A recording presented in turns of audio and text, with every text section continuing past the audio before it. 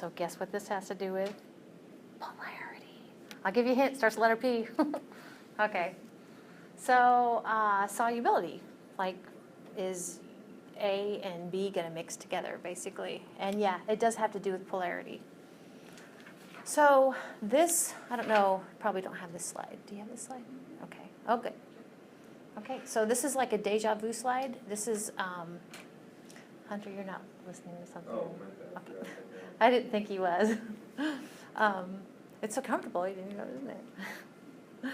So these are the different types of intermolecular bonds, and from strongest to weakest. And the asterisks actually are substances that indicate that you have a mixture. Because, like, if you have an ion, something that's like an ion, like a sodium cation or a chloride anion, mixing with something that's polar, then you're going to have ion-dipole intermolecular bonds. If you have something down here that's polar, you're going to have the dipole, and mixed with something that's nonpolar, induced dipole. So that's kind of how that works. So the ones with asterisks are definitely have to be mixtures. Okay.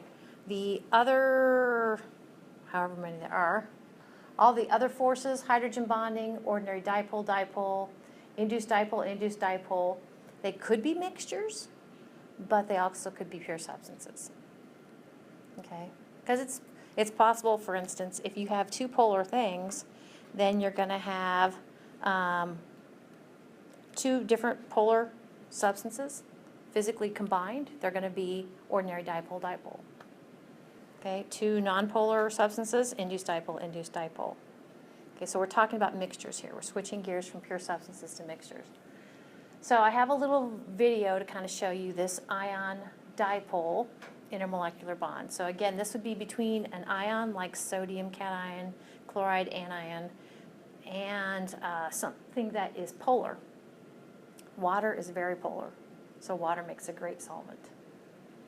And when they attract, you're going to see in this video, for instance, the positively charged cation, sodium, would kind of line up with the negative part, the negative dipole of the polar thing. And the anion would line up with the positively charged dipole of the polar substance. Okay? So, for instance, here you see water kind of chipping away at some sort of ionic compound.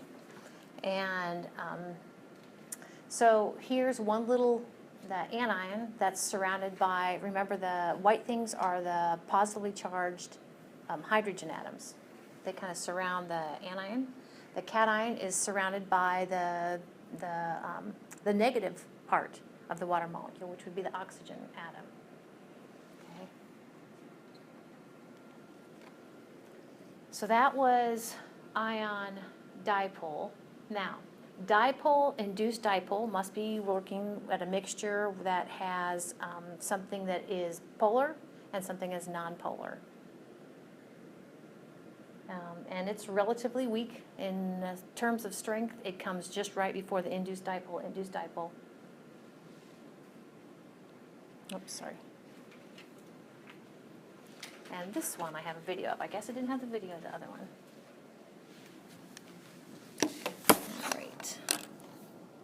To talk about a little bit about kind of functional groups and that sort of thing.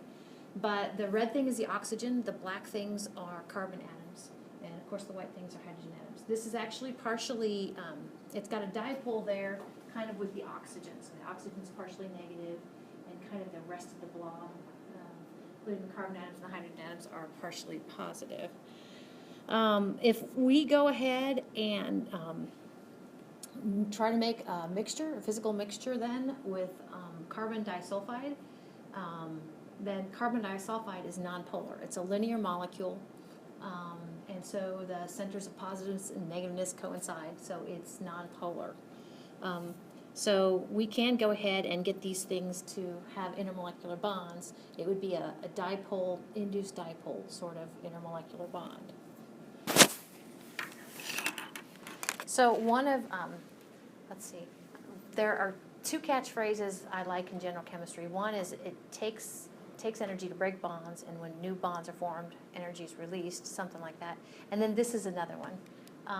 like dissolves like. If you've ever heard that phrase, they're probably talking about like with regard to polarity. Polar stuff dissolves with polar stuff, non-polar stuff dissolves with non-polar stuff. Okay, that's why like oil and water don't mix. Water very polar, oil very non-polar. All right. So polar substances typically dissolve in other polar substances.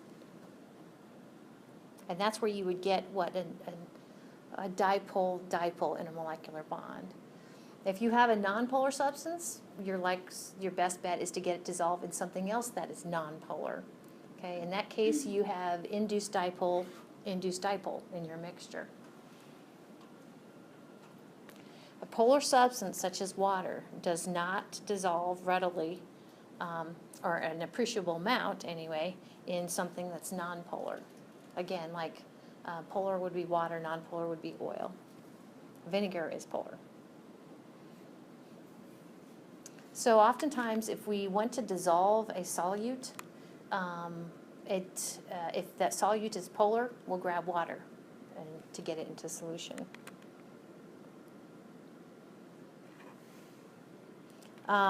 If we, let's see, organic chemistry is basically your hydrocarbons with some oxygen and that sort of thing.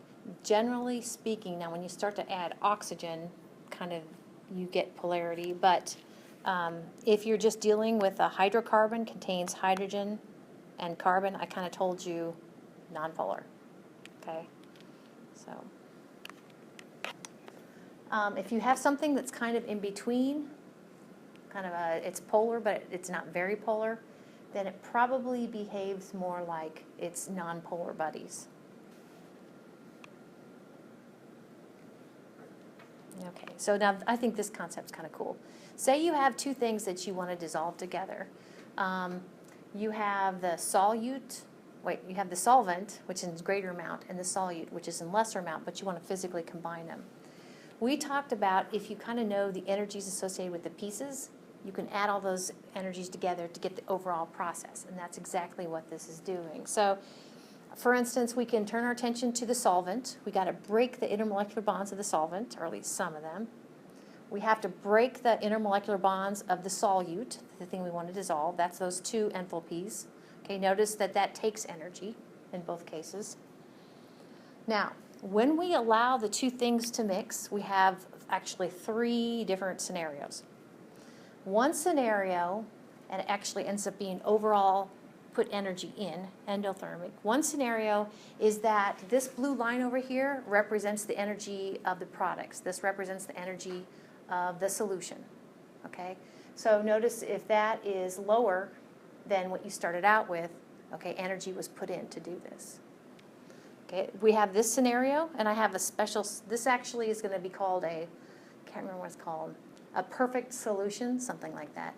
If it's right, just balanced, like the energy required to break those intermolecular bonds of your solvent and your solute, if that's equal to the amount of energy that's released when the new intermolecular bonds are formed with your mixture, then actually it's a net wash, okay?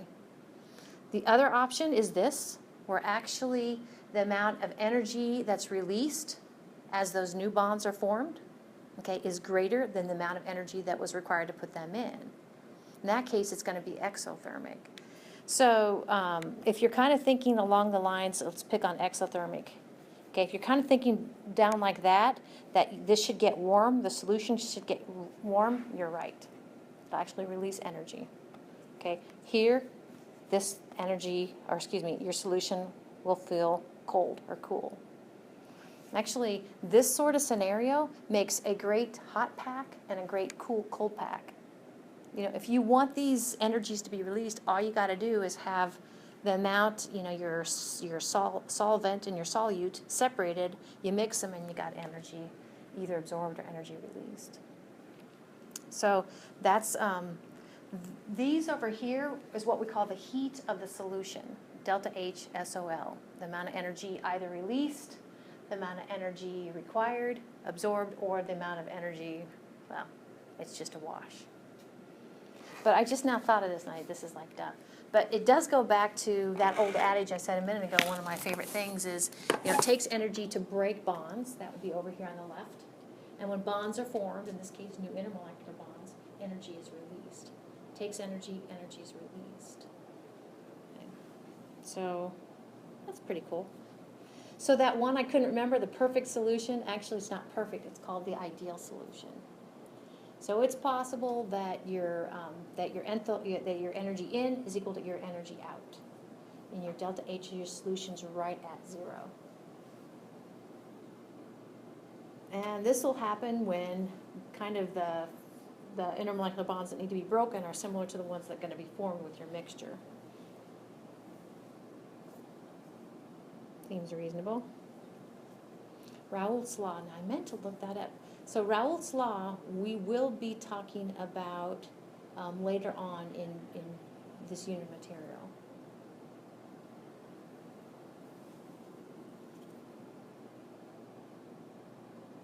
All right. So that ideal solutions is where it's basically your delta H of solution is equal to 0. More than likely, it's quite possible to have a non-ideal solution, and then those two scenarios fit non-ideal solutions. Remember we talked about delta H's being negative, delta H less than 0, negative, it's exothermic. It's the same thing here. This would be actually that third scenario. And this happens when those attractive forces are stronger than the intermolecular bonds being broken of the pure substances. And this slide says most often your enthalpy of solution will be negative, exothermic, and I'll just have to take their word for it, or my slide for this. But what can happen is it's endothermic. It can happen that that energy needs to be put in order for those two things to dissolve.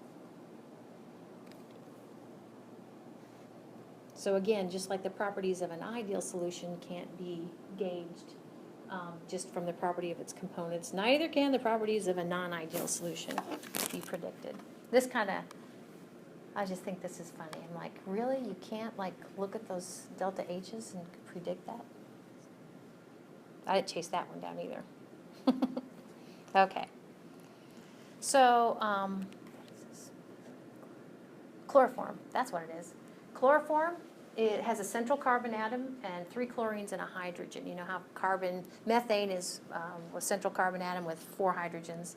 Chloroform is this, okay, and it's right up there. So it is polar, okay? It is very polar. Those green things are chlorine atoms, partially negative. That white thing, that's a hydrogen atom, partially positive. So it would actually mix with, this is acetone. Right here, it's kind of a weird look at acetone. This is what acetone looks like. Acetone is great, it's symmetrical, but notice it has a, bless you, that red ball there is a oxygen atom. So remember what we know about water and its oxygen atom is it's partially negative. So that's what we have here, partially negative, partially positive, and these green things are definitely partially, you know what I mean, negative. So that would be a dipole in a molecular bond.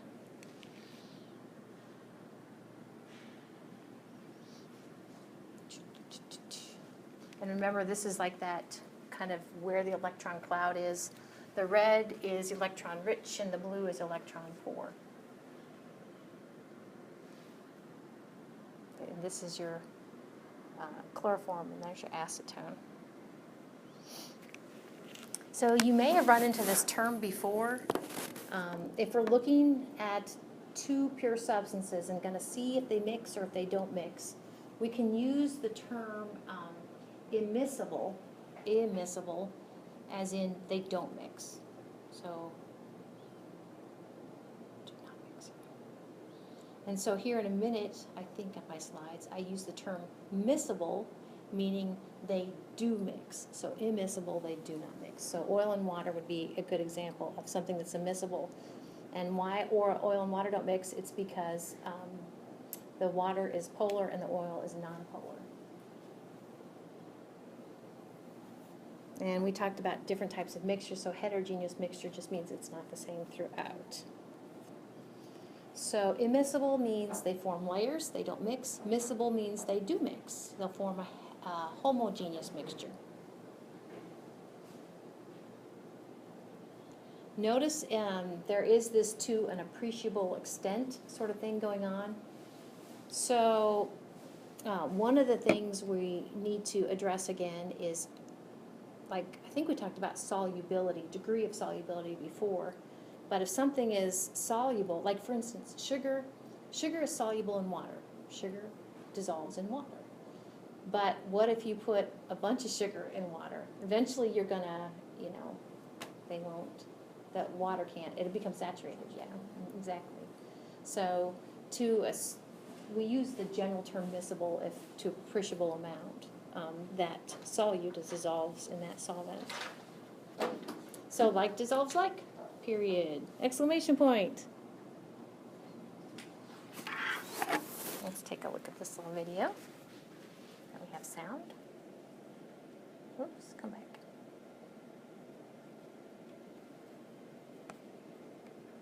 The video said it's not that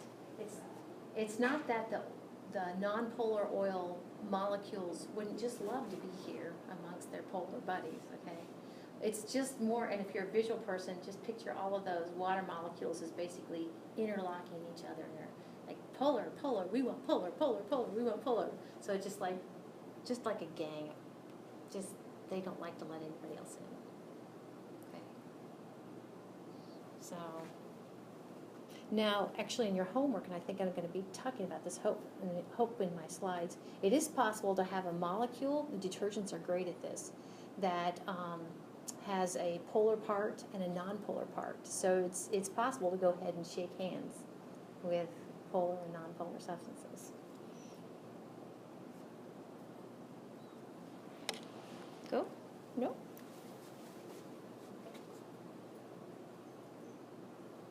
So these aren't videos, but kind of still images. Ethylene glycol is polar, and water obviously is polar, so they would dissolve. And here, and I didn't look at it real closely, but hopefully they're kind of showing you the orientations between the partially negative part of the water molecule and the partially positive part of the ethylene glycol molecule. So they just haven't drawn in the intermolecular bonds, but they are miscible, not immiscible. Okay. So here is oil and water. Oil, you're like, well, what's the formula for oil? Well, it's usually it's a hydrocarbon, usually a bunch of carbons with some hydrogens, okay? And actually they are all singly bonded in general, so. But anyway, so you see these water molecules just saying, I don't care who else is here, I want polar, I want polar. And they're just kind of stuck up that way. That was my point. And the layers form with the less dense material on top, which would be oil, and the more dense material on the bottom. So this actually, does it look like water is attacking a crystalline solid? That's what's happening there. Okay, so we kind of talked about things happening in stages a little bit ago with that enthalpy, with that energy diagram. Okay, so basically that intermolecular bond needs to break. Okay, and that intermolecular or that interionic bond needs to break. And then after they do that, then you can get these intermolecular bonds. I guess I'm just showing it stepwise. So this needs to break first. Those both need to break. And then you can get these to form.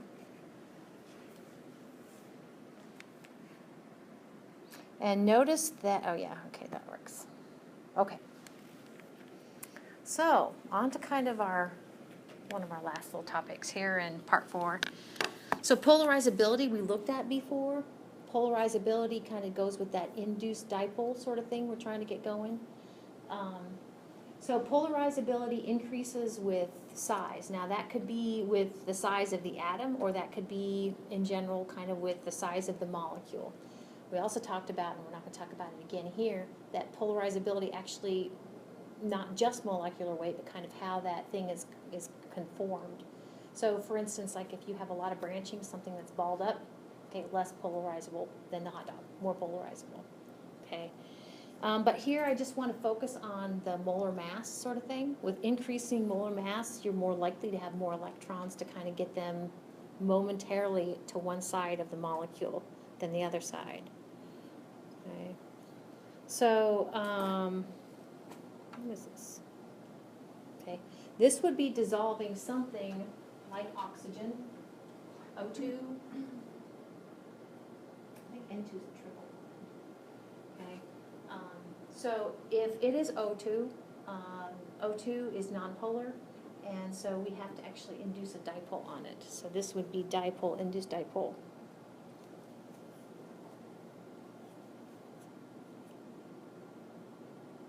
But here in a minute, you're going to see we're going to swap out oxygen for nitrogen and I think helium. Okay. Hydrogen. So here we have 3 diatomic elements. They're all gases, and we're going to see how well they dissolve in water. They are all nonpolar. Notice they're in increasing molecular weight, so you would expect the O2 to be more polarizable than the N2 and the H2. So this column right here goes ahead and supports that idea. This is in units, this is solubility, this is in units of grams of this solute, per 100 grams of water. So I know it doesn't look like much, and I don't even know if you'd say that's appreciably soluble. Is O2 appreciably soluble in water? Oh no, that's pretty low. But as low as O2 is with regard to solubility, N2 is even less and H2 is even less. And it's because it's more polarizable, because it's bigger. They're all kind of hot dog shapes. No branching in any of them. So to kind of finish up, I think, it's this idea where, I think I have a video of this too, there are 3 substances here. Now we've been talking about mixtures that are only 2 substances. Here are 3 substances. And what they've done is ahead of time, they have mixed, they have forced the I2 to go ahead and dissolve in water. I say forced because I2 is nonpolar and water is polar. Meanwhile, carbon tetrachloride is more dense than water, and so they went ahead and carefully poured it over carbon tetrachloride. Okay, carbon tetrachloride, that's that thing that has carbon in the center and the 4 chlorines, actually that's nonpolar. And then they go ahead and mix. And so you would think, if given a chance, the I2, which is nonpolar, is going to find its way to the CCl4, which is exactly what happens, the carbon tetrachloride. So, excuse me. Now you might be wondering now, why is I2 brown when it's in water, but it's purple when it's in carbon tetrachloride? And that goes into kind of how the electrons are on the I2 molecule. But the brown is I2 and the purple is I2. Cool. And then this, the answer is extraction. And this has been years ago when I looked into this. I did a little bit with supercritical fluid extraction. We'll talk about supercritical fluids coming up.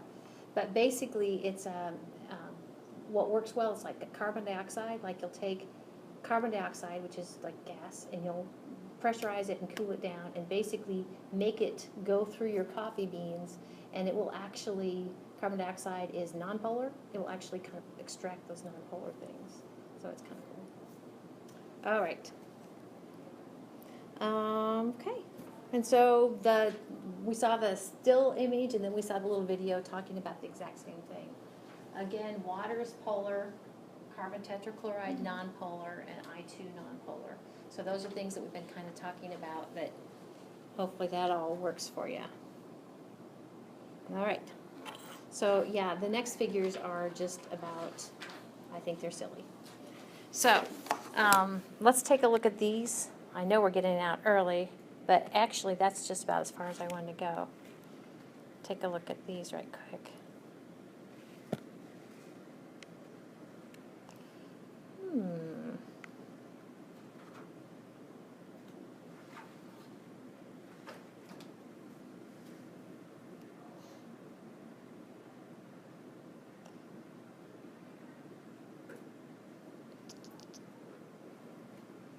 I found it at my desk.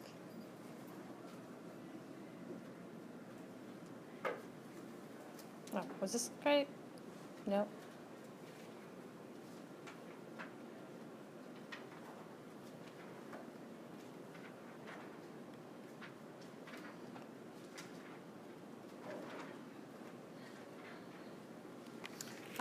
I wore my contacts today, and I've got the one near and the one far. I'm just like, all right, hang on. I know it's in here. I just used what I did before. My dad tried those contacts and he hated them. I think I like them, but yeah, they do.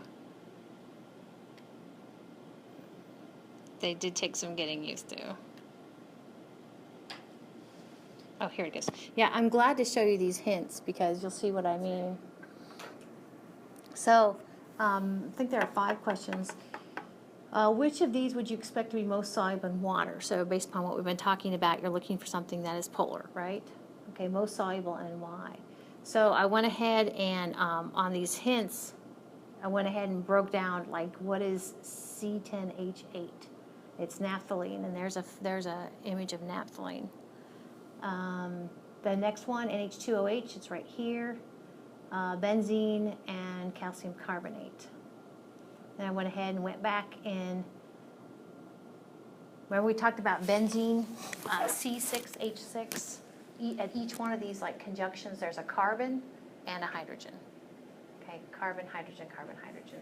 It's the same thing up here with naphthalene. Where I drew the little purple things, there's a hydrogen. Okay, so do that one. Next one, which of these is moderately soluble in both water and benzene? So like dissolves like. Okay, I went ahead and wrote out, yeah. So water is polar, benzene is nonpolar. And then here are the structures for A, B, C, and D. And I think my hint is you're going to be looking for something, kind of like I said, a detergent, something that has a degree of being nonpolar and a degree of being polar. Okay? So something that's totally polar is not going to do it for you, but something that is totally nonpolar is not going to do it for you. Okay, so just kind of these, we've talked about kind of earlier on in this unit material, it's hard to sink your teeth necessarily into some of these, but if you follow your instinct, you're probably right. Okay. This one then, the structures are already given in your textbook. The A, B, C, and D structures are given. Some substances are moderately soluble in both water and benzene. So which of these do you think would, just pick one, moderately soluble? And then this one's kind of similar. One of these, vitamin C, vitamin E, dissolves well in water, which is polar. One of these dissolves well in fat, which is nonpolar. What? Just what if you already know. What's that? Just what if you already know. Okay. Then just write it down. That's your instinct. That counts. 2 of these substances are highly soluble in water, 2 are slightly soluble in water, and 2 are insoluble in water. And you cannot guess. Well, maybe you can guess for this one. This one doesn't say explain your answer, so maybe you can officially guess. And I think that's it. Okay? All right. So those are your hints. I'll push those out there to you.